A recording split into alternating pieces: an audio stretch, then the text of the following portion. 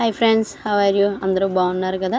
ఈరోజు నా టాపిక్ వచ్చి చిన్నపిల్లలకి ఫుడ్ అనేది ఏది పెట్టాలి, ఎలా ఉండాలి అనేది ఈరోజు నేను చెప్పబోతున్నాను. అందులో ఫస్ట్ వన్ వచ్చి బాలల ఆరోగ్యకరమైన ఆహారం వారికి సరైన పోషకాలు అందించడానికి అవసరం. ఇక్కడ కొన్ని మంచి ఆహార ఎంపికలు ఉన్నాయి. అందులో ఫస్ట్ వన్ మనం ఎంచుకున్నది పండ్లు, కూరగాయలు. అంటే పిల్లలకి ఏ పండ్లు పెట్టచ్చు? ఫస్ట్ పండ్లు బొప్పాయి, సపోటా, అరటి, జామ, మామిడి, ద్రాక్ష. ఈ రకమైన పండ్లు పెట్టడం వల్ల పిల్లలకు పోషకాలు అనేవి ఎక్కువగా లభిస్తాయి. కూరగాయల్లో వచ్చి క్యారెట్, బీట్రూట్, పచ్చిమిర్చి, టమోటా, బచ్చల కూర, పాలకూర. ఈ కాయగూరలు పెట్టడం వల్ల పిల్లల్లో పోషకాలు అనేవి పెరుగుతాయి. థర్డ్ పాయింట్ వచ్చి ధాన్యాలు మరియు పరిగెగలలు. ఇందులో గోధుమ రొట్టెలు, బ్రౌన్ రైస్, ఓట్స్, జొన్న, రాగి మరియు పాలకూర మరియు ఇతర ఆకుకూరలు మిశ్రమంగా చేసి దోశలు లేదా ఊతప్పం అనేది వేసి పెట్టడం వల్ల కూడా పిల్లలు ఇష్టంగా తింటారు. ఈ చిరుధాన్యాలు వాటి వల్ల వాళ్ళ పోషక ఆహారం అనేది పెరిగి పోషక వాల్యూలు అనేవి పెరుగుతాయి అన్నమాట పిల్లలు.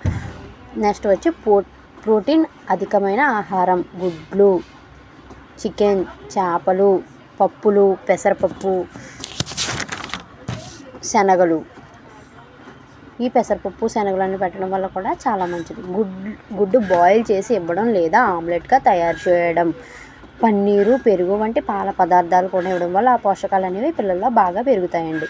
ఫిఫ్త్ వన్ ఆరోగ్యకరమైన కొవ్వులు. వేరుశెనగ, బాదం, వాల్నట్, కాజు. ఈ 3 సంవత్సరాల పైబడిన పిల్లలకి ఎక్కువగా ఆవకాడో, నువ్వుల నూనె. సిక్స్త్ వన్ పాల ఉత్పత్తి లేదా పాల ప్రత్యామ్నాయాలు.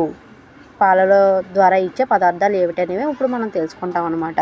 అందులో ఫస్ట్ వన్ వచ్చి పాలు ఎక్కువగా పిల్లలకి ఇవ్వాలి మనం. పాలు, పెరుగు, చీజ్ ఇవి ఇవ్వడం వల్ల కాల్షియం మరియు డి విటమిన్ అనేది ఎక్కువగా వస్తుంది. ఈ మధ్యన అందరిలో చూస్తున్నాం డి విటమిన్ లోపం ఎక్కువైపోయింది అని పిల్లలు నీరసపడిపోవడం అది చేస్తున్నారు.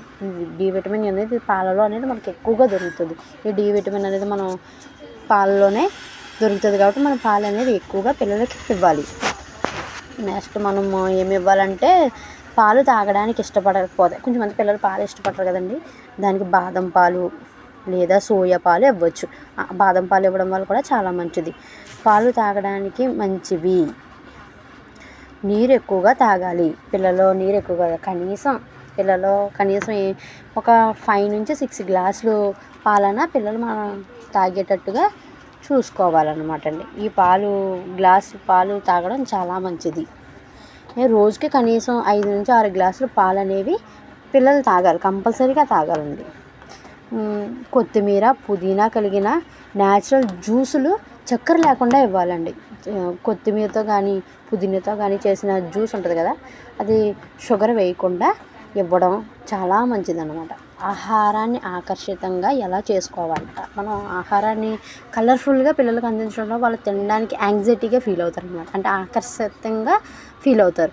అలా ఎలా ఇస్తామంటే మనం పండ్లు ఇప్పుడు యాపిల్, జామ అనేవి ఇలా యాపిల్ అవి చేతికి ఇచ్చేస్తే వాళ్ళు తినరు. మనం అప్పుడు ఏం చేయాలంటే దాన్ని ఒక షేప్లో ఒక యాపిల్ తీసుకుని ఒక చేపలాగా కానీ లేదంటే ఏదైనా ఫ్రూట్ లాగా కానీ లేదంటే ఒక ఆకులా కానీ అలా కట్ చేసి ఇవ్వడం వల్ల వాళ్ళు ఆకర్షితంగా తింటారు అన్నమాట. పండ్లు ఆకర్షణీయమైన షేప్లో కట్ చేసి ఇవ్వడం అన్నమాట. పిల్లల్ని కుకింగ్లో పాల్గొనేందుకు ప్రోత్సహించండి. అంటే మనం వంట చేసేటప్పుడు అది అందించమని ఇది ఇవ్వమని ఏమైనా మనం చెప్పడం వల్ల కూడా వాళ్ళు ఆకర్షితం అయ్యి ఇది నేనే కదా చేశాను, ఎలా ఉంది తిందాము అనే ఆలోచనలో ఉంటారన్నమాట. ఇలా కూడా మనం చేయొచ్చు. వివిధ రంగుల్లో ఆహారాన్ని ఇవ్వడం ద్వారా ఆసక్తి పెంచు. రంగులు అంటే న్యాచురల్ రంగులు అంటే క్యారెట్, బీట్రూట్ జ్యూసు అవి వాటర్లా చేసి అది మనం ఇందులోనే మిక్స్ చేసి ఇవ్వడం వల్ల అది కలర్లో వస్తుంది.